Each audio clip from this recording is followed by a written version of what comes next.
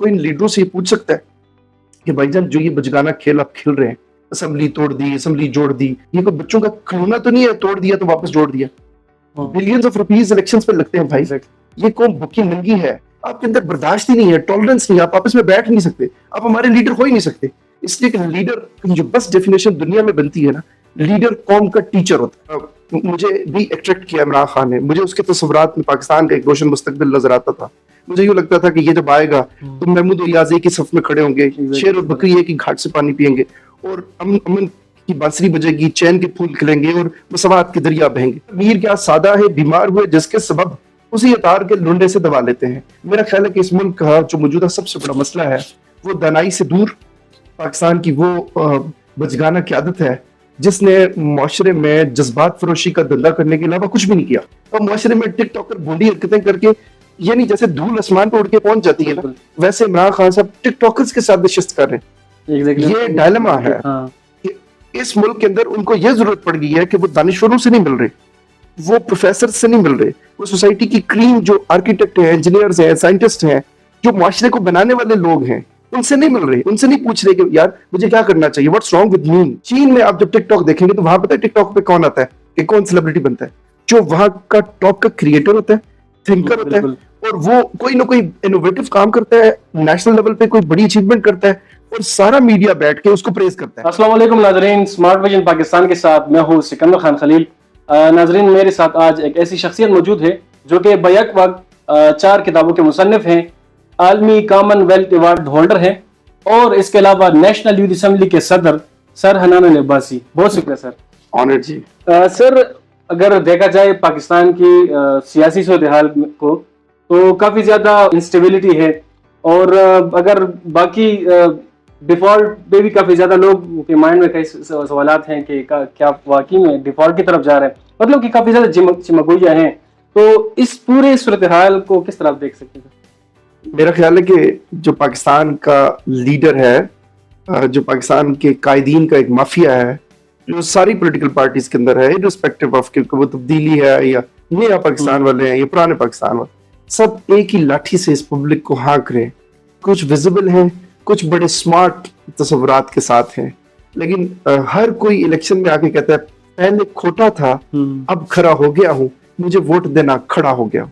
और इनका दस्तूर और मंशूर मिन्नत करने के सिवा कुछ नहीं है। बिल्कुल। और जो लीडरशिप के अंदर जो एबिलिटीज रिक्वायर्ड होती हैं, जो एसेंशियल क्वालिटीज क़यादत के अंदर दुनिया की क़यादतों में मिलती हैं, वो औसाफ अनफॉर्चुनेटली पाकिस्तान के जो कायदीन का माफिया है उसमें नहीं मिलती किसी भी नहीं। ये क्या करते हैं कि इंतखाबी मौसम जब भी आता है, ये लोगों को मुश्तहिल करते हैं, उनके जज्बात, जो उनकी फॉल्ट लाइंस होती हैं, किसी को मजहब के नाम पे वो उभारेंगे, किसी को रीजनल फॉल्ट लाइंस पे उभारेंगे, और ये माफिया जो है वो सिर्फ और सिर्फ इनके अपने जाती इक़्तिदार का हुसूल होता है। अब देखिए, हम सब लोग एक नाम नहाद तब्दीली के विक्टिम है। मुझे भी अट्रैक्ट किया इमरान खान ने, मुझे उसके तस्वुरात में पाकिस्तान का एक रोशन मुस्तकबिल नजर आता था। मुझे यूं लगता था कि ये जब आएगा तो महमूद और याज़ी की सफ में खड़े होंगे, शेर और बकरी एक ही घाट से पानी पियेंगे, और अमन की बांसुरी बजेगी, चैन के फूल खिलेंगे और मसवात के दरिया बहेंगे। लेकिन वो कहते हैं कि वो शादी करके लंदन चली गई, हम लैंग्वेज कोर्स ही करते रहे। और इमरान खान ने भी एक ऐसी ब्रीड पैदा की है जो तूफान बदतमीजी उन्होंने सड़कों पे और लोगों के रवैयों में मचाया है। मेरा ख्याल है कि पाकिस्तान में जो मजहबी फिरकावारियत माजी में जिसका हमें सामना रहा, उसके बाद जो सियासी फिरकावारियत बढ़ी है वो इस जमात के आने के बाद बढ़ी है। इन्होंने जज्बात की अलाइनमेंट नहीं की। अनफॉर्चुनेट डायलेमा क्या है सोसाइटी का, कि सोसाइटी से मुकालमा खत्म हो गया, डिबेट खत्म हो गई, दानाई खत्म हो गई। पहले क्या होता था कि इंटेलेक्चुअल्स होते थे जो टेलीविजन पे आके अखबार में कॉलम नवीस होते थे, वो irrespective of their political affiliations वो एक सुपीरियर सॉल्यूशंस देते थे मसाइल का, जो करंट जो भी चैलेंजेस दरपेश होते थे उनका एक बहुत ही मौसर तरीन हल देते थे। और वो उनका कोई लेंस नहीं होता था, वो पीटीआई के लेंस से, पीएमएलएन के लेंस से या पीपल्स पार्टी के लेंस से माशरे को नहीं देखते थे। वो इस माशरे के दानाई के इमाम होते थे, और वो विजडम के की इंडस्ट्रीज होते थे, यूनिवर्सिटीज होते थे। और अब जो है ना, माशरे ने अपनी करेंसी बदल ली है, और माशरे में टिकटॉकर भोंडी हरकतें करके, यानी जैसे धूल आसमान पे उड़ के पहुंच जाती है ना, वैसे इमरान खान साहब टिकटॉकर्स के साथ नशिस्त कर रहे हैं। एग्जैक्टली ये डायलेमा है हाँ कि इस मुल्क के अंदर उनको ये जरूरत पड़ गई है कि वो दानिश्वरों से नहीं मिल रहे, वो प्रोफेसर से नहीं मिल रहे, वो सोसाइटी की क्रीम जो आर्किटेक्ट हैं, इंजीनियर्स हैं, साइंटिस्ट हैं, जो मुआशरे को बनाने वाले लोग हैं, उनसे नहीं मिल रहे, उनसे नहीं पूछ रहे कि यार मुझे क्या करना चाहिए, what's wrong with me. But उनको टिकटॉकर बताएगा जो घर का ना घाट का है। वो क्या करता है कि कोई भी बुरी हरकत करके कि ये मैं हूँ, ये मेरी गाड़ी है, यहाँ पार्टी हो रही है और लौर द पावा फलान लावा, ये मुल्क कोई राजा बाजार तो नहीं है यार। आप देखिए ना इस मुल्क के अंदर इसकी कोई फिक्री बुनियादें हैं। फिर आपने एक सोसाइटी के अंदर रहना है, आप अपनी जनरेशन को क्या दे रहे हैं? जो बच्चा अभी पैदा हुआ है, जो 5 साल का है, वो फोन उनको स्किप करना जानता है एडवर्टाइजमेंट को जो बीच में आती है। उस बच्चे ने जब ये देखना है कि उसकी सोसाइटी में एक वर्ड है, आप लोग जो कम्युनिकेशन साइंसेस के स्टूडेंट्स हैं, एक वर्ड है एल्गोरिथम। जो इस सोसाइटी के अंदर टिकटॉक का एल्गोरिथम है ना, वो इंटायर डिफरेंट है चाइनीज मुआशरे से। चीन में आप जब टिकटॉक देखेंगे तो वहां पता है टिकटॉक पे कौन आता है कि कौन सेलिब्रिटी बनता है? जो वहां का टॉप का क्रिएटर होता है, थिंकर होता है, और वो कोई ना कोई इनोवेटिव काम करता है, नेशनल लेवल पे कोई बड़ी अचीवमेंट करता है और सारा मीडिया बैठ के उसको प्रेज करता है। उनकी जो सीसीटीवी ऑफ चाइना है वो दुनिया का सबसे बड़ा ब्रॉडकास्टर है। बिल्कुल। अगर आप उसकी बिल्डिंग का स्ट्रक्चर देखें ना तो वो यूं एल टाइप है। उसकी कोई 150 फीट जगह जो है ना वो एयर में है, विदाउट एनी कॉलम। वो ना सिर्फ इंजीनियरिंग का असीम शाहकार है, बल्कि उन्होंने अपनी जो जज्बात जो पब्लिक को स्पुर्द करने होते हैं उसके पीछे एक स्टेबलाइजर लगाया हुआ है। वो कैसे कि जो शिद्दत से जज्बात आते हैं उनको वो स्टेबल करते हैं। लीडर का काम एक स्टेबलाइजर का होता है कि वो अवामी जो अवाम जो है ना जी, जो मॉब होता है सिकंदर, मॉब का कोई मिजाज नहीं होता, बिल्कुल ना मॉब का कोई अकल होता है। मॉब क्या होता है कि बंदा आती अपनी फौज को कुचल देता है। वैसा ही मॉब क्या करता है कि जो मॉब जस्टिस की थ्योरी है अंग्रेजी में, वो क्या होता है कि वो अपना ही घर जला देते हैं।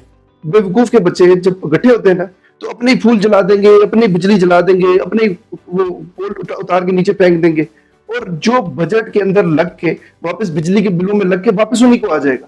तो ये जैसे वो कहते हैं ना, मीर क्या सादा है, बीमार हुए जिसके सबब उसी अतार के लुंडे से दबा लेते हैं। मेरा ख्याल है कि इस मुल्क का जो मौजूदा सबसे बड़ा मसला है वो दानाई से दूर पाकिस्तान की वो बचगाना क़यादत है जिसने माशरे में जज्बात फरोशी का धंधा करने के अलावा कुछ भी नहीं किया। ये वैसे ही देखे ना, मुझे जनाब अक़वाम मुत्तहिदा में नुमाइंदगी कर दी, उसने ये कर दिया, वो लीडर है, वो शेर है। वो भाई शेर नहीं है, वो या आप वो शेर है या भेड़ है या जो भी है, दफा करो, लानत भेजो। आप अपने काम से काम रखें। आप इस मुल्क में फैक्ट्रीज लगाएं, अब इनोवेटिव आइडियाज लें। अब दुनिया मॉडल विलेज जो एक बनी है जब से, वो एक अफाकी गांव के सांचे में ढल चुकी है। आपकी इस हथेली के अंदर पूरी दुनिया आ गई है। इसके अंदर अमेज़न आ गया है। इसके अंदर देखिए ना, दो जो इनोवेटिव लोग थे उन्होंने क्या किया है। ऊबर और क्रीम क्या है सिकंदर, देखिए एक गाड़ी उनकी अपनी नहीं है, एक सॉफ्टवेयर बनाया, आइडिया था ना, बिल्कुल सॉफ्टवेयर बना के सारी दुनिया की गाड़ियां कैप्चर करके रजिस्टर्ड करके लोगों की गाड़ियां हैं। हाँ सर, ठीक है, but they are earning billions of rupees बिल्कुल फ्रॉम देयर आइडिया ना से। तो इस वजह से आप देखें पाकिस्तान के अंदर तख्लीक की हौसला अफजाई नहीं हो रही, बस इनको पीछे ना कारकुन बनाया जा रहा है। लोग इतने जज्बाती हैं। अगर इस तरह की मैं बात करूं ना, खुदा ना खास्ता यार, मैं कोई गुस्ताखी रसूल तो नहीं कर रहा कोई यार। ये जो 4-3 जमातों के लीडर्स हैं, ये कोई नबी तो नहीं है।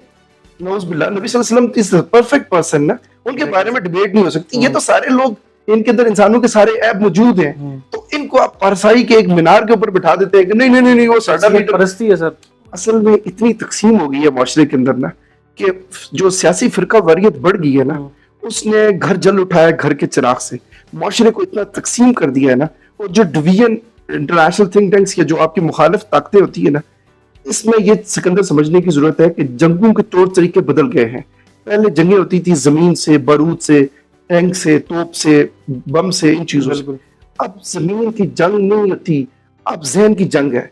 अब जो परसेप्शन है ना, जिसने अच्छी परसेप्शन क्रिएट कर ली, अब लफ्जों की जंग है कि जो आपने लफ्ज अच्छे तरतीब दे दिए, किस मौके पे आपने क्या कह दिया, और वो सेल हो गया, और वो जाके वो हो गया, अब वो टॉक ऑफ द टाउन बन गया। और वो लीडर लोग निकलते हैं, साडा लीडर शेर है, ये है वो। अब देखिए, कोई इन लीडरों से पूछ सकता है कि भाईजान जो ये बचगाना खेल आप खेल रहे हैं, असेंबली तोड़ दी, असेंबली जोड़ दी, ये यार ये कोई वो तो नहीं है कि ये कोई बच्चों का खिलौना तो नहीं है, तोड़ दिया तो वापस जोड़ दिया। बिलियंस ऑफ रुपीस इलेक्शंस पे लगते हैं भाई। ये कौम भूखी नंगी है और वो मुल्क जो डिफॉल्ट की तरफ जा रहे हैं सर। इसके 2.5 करोड़ बच्चे स्कूल नहीं जा रहे, झोला का टोला है। आपके अंदर कोई इतनी सेंसिटिविटी नहीं है, आप कौम के टीचर्स कैसे हो सकते हैं? आपके अंदर बर्दाश्त ही नहीं है, टॉलरेंस नहीं है, आप आपस में बैठ नहीं सकते, आप हमारे लीडर हो ही नहीं सकते। इसलिए कि लीडर की जो बस डेफिनेशन दुनिया में बनती है ना, लीडर कौम का टीचर होता है और उसका ज़र्फ बहुत बड़ा होता है। वो बहुत बड़ा देखता है, वो बहुत बड़ा सोचता है और वो कभी अपनी जाती दुश्मनी, जाती ईगो के चक्कर में नहीं रहता। हमारे पास हजरत मोहम्मद मुस्तफ़ा सल्लल्लाहु अलैहि वसल्लम की मिसाल है कि जब उनके ऊपर जो कूड़ा फेंकती थी तो उन्होंने उसके साथ पर्सनली जो है ना वो पर्सनालिटी क्लैश डेवलप नहीं किया, ठीक है ना। उन्होंने एक मिसाल कायम की कि उसकी तीमारदारी के लिए चले गए कि वो आज नहीं आ सकी। तो ये जो लीडरशिप का मयार नबी सल्लल्लाहु अलैहि वसल्लम ने मुकर्रर किया ना, उसमें आला ज़र्फी जो है ना वो दर्जा अव्वल की हैसियत रखती है।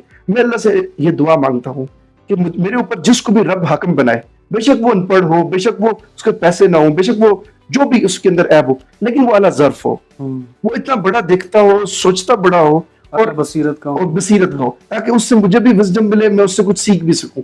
तो इस एतबार से जो हमारी क़यादत है वो दिमाग से आ रही है, वो डेमागॉग्स हैं। अंग्रेजी तसव्वुर है, आपने कम्युनिकेशन साइंसेस के बच्चों ने जरूर देखना है। डेमागॉग का जो तसव्वुर है ना, डेमागॉग मुआशरे के अंदर से निकला हुआ वो लीडर होता है जो हजूम को हजूम की मर्जी से लीड करता है।